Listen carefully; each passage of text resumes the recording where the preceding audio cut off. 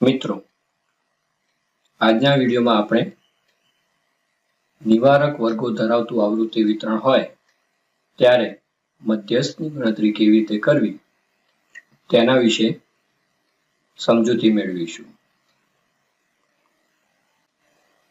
એક ઉદાહરણ જોઈશું. ઉદાહરણ છે, આપેલી માહિતી પરથી મધ્યસ્થની ગણતરી કરો. નિવારક વર્ગો એટલે શું તેના વિશે આપણે અગાઉના વિડીયોમાં ચર્ચા કરી ચૂક્યા છે, તો એ વિડીયો જોઈ આપણે સમજૂતી મેળવી શકીએ. અહીંયા આપણને નિવારક વર્ગો આપવામાં આવે છે 0 to 20, તેની આવૃત્તિ છે 1, 20 to 24, 40 to 60, 60 to 80, 80 to 100. આ પ્રમાણે આપણને નિવારક વર્ગો આપવામાં આવે છે અને તેના પરથી મધ્યસ્થની ગણતરી કરવી હોય તો કેવી રીતે કરવી તે જોઈશું. સૌથી પહેલા આપણે આવૃત્તિ વિતરણ ચેક કરીશું કે આવૃત્તિ વિતરણમાં જે વર્ગો આપવામાં આવે છે એ કયા ક્રમમાં છે. તો અહીંયા આપણને જે આવૃત્તિ વિતરણ આપવામાં આવ્યું છે એ વર્ગો ચડતા ક્રમમાં આપવામાં આવે છે. એટલે સૌથી પહેલા નાનો વર્ગ છે, ત્યારબાદ એનાથી મોટો, એમ ક્રમશઃ ચડતા ક્રમમાં વર્ગો આપવામાં આવે છે. તો મધ્યસ્થની ગણતરી માટે આપણે ચડતા ક્રમમાં મધ્યસ્થની ગણતરીમાં અંગેનું જે સૂત્ર છે તેનો ઉપયોગ કરીશું. ત્યારબાદ આપણે સંચય આવૃત્તિની ગણતરી કરીશું. તો સંચય આવૃત્તિની ગણતરી કેવી રીતે કરવી તે આપણે ચડતા ક્રમમાં મધ્યસ્થની ગણતરી કરવા માટેના વિડીયોમાં શીખી ગયા છીએ. તો આ આવૃત્તિ વિતરણની સંચય આવૃત્તિ થશે પ્રથમ વર્ગમાં 1, બીજા વર્ગમાં 5, ત્રીજા વર્ગમાં 45, ચોથા વર્ગમાં 90 અને પાંચમા વર્ગમાં 100. હવે આપણે આવૃત્તિના ખાનાનો સરવાળો કરીશું, જે બનશે 100. હવે આપણે ચેક કરીશું કે આવૃત્તિના ખાનાનો સરવાળો અને સંચય આવૃત્તિના છેલ્લા વર્ગના ખાનાની કિંમત એક સમાન છે. એટલે કે 80 થી 100 વર્ગની સંચય આવૃત્તિ અને આવૃત્તિના ખાનાનો સરવાળાની કિંમત એક સમાન છે કે નહીં. તો અહીંયા આપણે જોઈ શકીએ છીએ કે બંનેના ખાનાની કિંમત એક સમાન છે. હવે આપણે મધ્યસ્થ વર્ગ નક્કી કરીશું. તો મધ્યસ્થ વર્ગ માટેનું જે સૂત્ર છે n બરાબર n/2 ની સામેનો વર્ગ. તો n બરાબર છે 100, 100 ભાગ્યા 2 ની CFI સામેનો વર્ગ, 50 ની CFI સામેનો વર્ગ. તો સંચય આવૃત્તિના ખાનામાં આપણે જોઈશું તો 50 નો સમાવેશ એ 60 થી 80 ના વર્ગમાં થાય છે, જેની સંચય આવૃત્તિ છે 90. તો આ ઉદાહરણમાં આપણો મધ્યસ્થ વર્ગ બનશે 60 થી 80. હવે આપણે ચડતા ક્રમમાં પ્રાપ્તાંકો હોય ત્યારે મધ્યસ્થની ગણતરી કેવી રીતે કરવી તેના સૂત્રનો ઉપયોગ કરવાનો છે.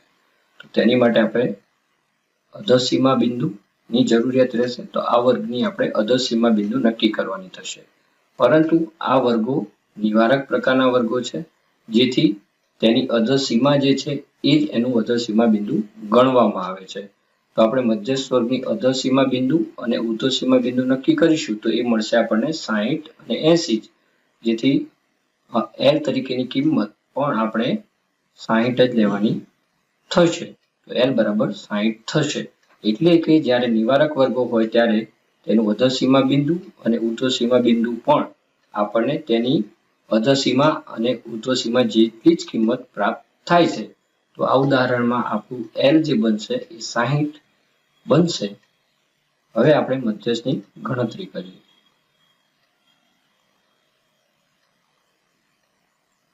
તો m બરાબર n plus n/2 minus CFI ભાગ્યા FI ગુણ્યા I. હવે મધ્યસ્થના સૂત્રમાં જે સંજ્ઞાઓ છે એની કિંમત નક્કી કરીએ. તો L બરાબર અગાઉ ગણ્યું એ મુજબ 60, n/2 એટલે કુલ આવૃત્તિ ભાગ્યા 2, જે મળશે 50. CFI બરાબર મધ્યસ્થ વર્ગના ઉપરના વર્ગની સંચય આવૃત્તિ. મધ્યસ્થ વર્ગ છે 60 થી 80, એની ઉપરનો વર્ગ છે 40 થી 60, એની સંચય આવૃત્તિ છે 45. તો CFI બનશે 45. FI બરાબર મધ્યસ્થ વર્ગની આવૃત્તિ. તો મધ્યસ્થ વર્ગ છે 60 થી 80, તેની આવૃત્તિ છે 45. તો FI બનશે 45. અને I બરાબર મધ્યસ્થ વર્ગની વર્ગ લંબાઈ. તો 60 થી 80 વર્ગની જે વર્ગ લંબાઈ છે એ છે 20. આ મુજબ કિંમતો નક્કી કર્યા પછી હવે આપણે આ કિંમતોને મધ્યસ્થના સૂત્રમાં મૂકીશું. હવે આપણે સૌથી પહેલા 50 - 45 કરીશું તો આપણને મળશે 5 અને ગુણ્યા વર્ગ લંબાઈ 20. તો 5 × 20 કરીશું એટલે આપણને મળશે 100. તો 60 + 100 / 45. હવે આપણે 100 / 45 કરીશું તો આપણને મળશે 2.22. હવે 60 + 2.22 જે બનશે મધ્યસ્થની કિંમત. તો m બરાબર 62.22. તો જે આ 62.22 છે એ આપણે મધ્યસ્થની કિંમત મળી. આ રીતે આપણે જ્યારે નિવારક પ્રકારના વર્ગો હોય ત્યારે મધ્યસ્થની ગણતરી કરી શકીએ છીએ. અહીંયા એક જ બાબત ધ્યાનમાં રાખવાની છે કે જ્યારે આપણે અધોસીમા બિંદુ ગણીએ ત્યારે નિવારક વર્ગમાં મધ્યસ્થ વર્ગની અધોસીમાની કિંમત જે હોય તે જ કિંમત મધ્યસ્થ વર્ગના અધોસીમા બિંદુની કિંમત મળે છે.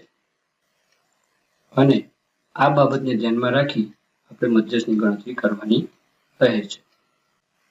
તો મિત્રો, આજના વિડીયોમાં આપણે જ્યારે નિવારક પ્રકારના વર્ગોવાળું આવૃત્તિ વિતરણ હોય ત્યારે મધ્યસ્થની ગણતરી કેવી રીતે કરવી અને તેની અધોસીમા બિંદુ કેવી રીતે નક્કી કરવું, અધોસીમા બિંદુ નક્કી કરી ત્યારબાદ મધ્યસ્થની ગણતરી કેવી રીતે કરવી તેના વિશે આજના વિડીયોમાં સમજ મેળવી. ધન્યવાદ.